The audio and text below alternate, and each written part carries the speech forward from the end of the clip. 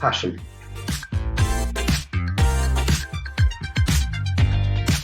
Can't disagree with that, can you, Sean?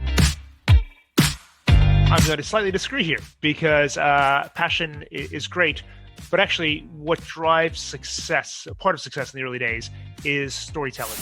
Definitely. I mean, we're backing a team and there is nobody who is absolutely perfect.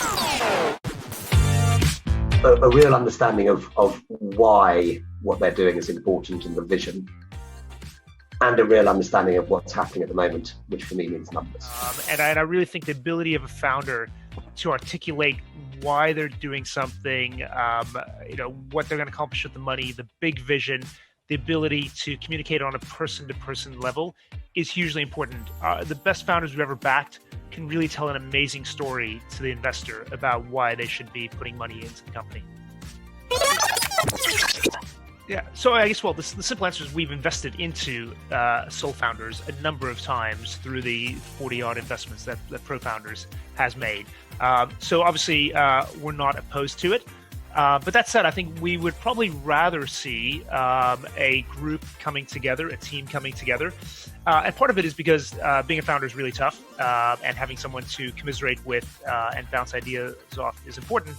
But also, we love to see the idea that a founder can convince someone else to join them as well, right? And create a founding team by getting someone else as excited about the vision as they are.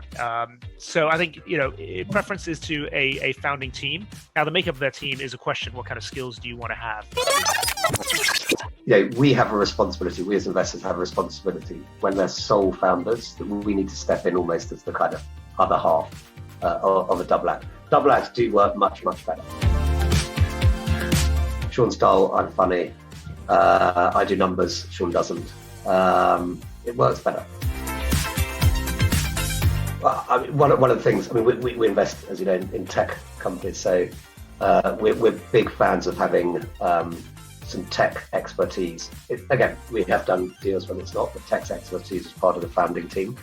You have to have that care about the numbers, the person who's really focusing on today, and then you have to have the person, might be the same person, but who is focusing on the future.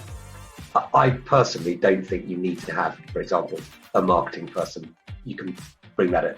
I don't think you need to have a data analytics person. You can bring that in, but you have to have somebody who cares enough about it and is kind of in charge. My number one, without a doubt, is a product skill set. So someone who is thinking on behalf of the customer, someone who owns that customer experience from day to day and is directing. How do they look at it? How they assess it? Everything else. But how they assess it is going to be the interesting thing. If they're assessing it on numbers, great. If they're assessing it on touchy-feely, okay. If they're assessing it on nothing, no skills. It is like going out with someone. And I personally think chemistry is a huge thing. As well as liking, I kind of have to click with a founder to really kind of push. I would say there's a minimum bar that you have to hit as far as chemistry. The chemistry with the founder needs to hit a certain threshold, I would say. And the big one for me is all around, I call it the sunshine policy, but the honesty policy. Do I believe this person is being 100% honest with me at all times? Are they sharing the bad numbers as well as the good numbers? Because in effect, we're going to be working together for 8 to 10 years in a good VC investment. And you need to know that starting from day one, you're on equal footing and you're viewed as someone who can be part of the team. And that means part of sharing the bad experiences and the bad numbers as well. So I'll start off with that. Company culture, everybody says it's hugely important. It's one of these things that people talk about without really, as you kind of alluded to, nailing down. I think it goes back to what we've just talked about relationships and how we relate to people. I think the best cultures we've had have been driven by the personality and the morals of the leaders. I think in terms of us influencing it, it's quite difficult actually, because you're not going to change people, and we're not around about changing people. We back people because we like them. If we that decision, then that's our problem. We can't. It's really, really difficult to change a culture, I think.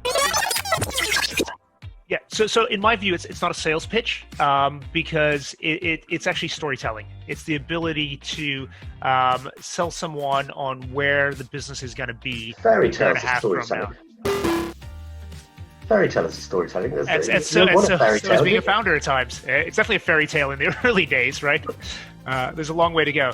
Okay, but are you saying the best fairy tales are the ones that have an element of truth about them? Because let me tell you specifically, VK, to your thing. I think when you cross the line of laying out a good picture, but you actually start changing facts or omitting to tell facts, that's when it becomes crossing the line. You can't just not say it. I tell you why. Because once we're investors, we want people to be saying everything to us. Don't care. And I don't need somebody who has worked 25 years in whatever industry they're doing. Not least because, when we set up Pro Founders, I personally knew sod all about venture capital. Yeah, and actually, I would almost prefer someone who doesn't come from the industry. I know this sounds absolutely crazy, but I like people that don't know how difficult it's going to be. If you're a second-time founder because you've had a not so successful business, I don't think that prejudices against you at all. It's only specifically in that situation that Sean said where people sometimes slightly lazily take last time experience back to this. If you haven't, for whatever reason, worked the first time, I think it shows a lot of tenacity to come back. And if you've learned from that, you do have better experiences. So in that case, we would back us.